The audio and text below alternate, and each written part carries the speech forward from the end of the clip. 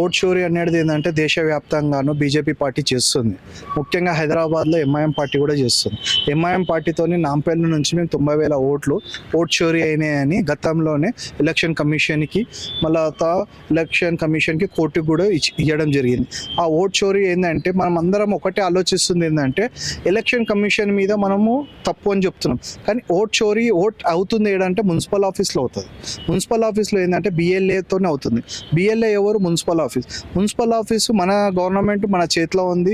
నేను రేవంత్ రెడ్డి గారిని అడుగుతున్నాను ఒకటే మాట ఏంది అనగానంటే, మనది గవర్నమెంట్ ఉంది కాబట్టి మనం ఏం చేయాలంటే ఫస్ట్ జిహెచ్ఎంసీ నుంచి ఓట్ చోరీ ఏదైతే ఉందో మన ఫస్ట్ ఇక్కడ నుంచి మొదలు పెట్టాలని నేను కోరుకుంటున్నాను.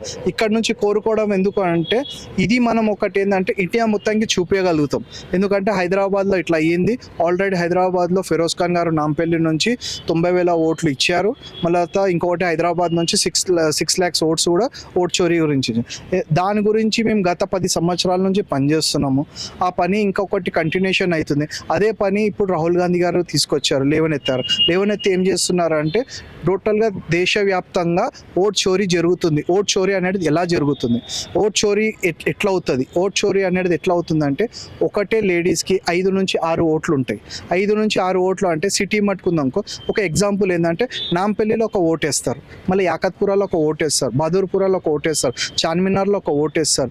అలా ఒక 10,000 మంది ఒక్కొక్క ఓటు వేసుకుంటూ వెళ్ళిపోయినారు అనుకో, అది ఓట్ చోరీ అవుతుంది. అంటే మన కాన్స్టిట్యూషన్ మనకి ఏమి ఇచ్చింది అంటే ఒక్క మనిషికి ఒక్కటే ఓటు ఉండాలి. కానీ ఈడ ఏమవుతుందంటే ఒకటే మనిషికి 5 నుంచి 10 ఓట్లు అవుతున్నాయి.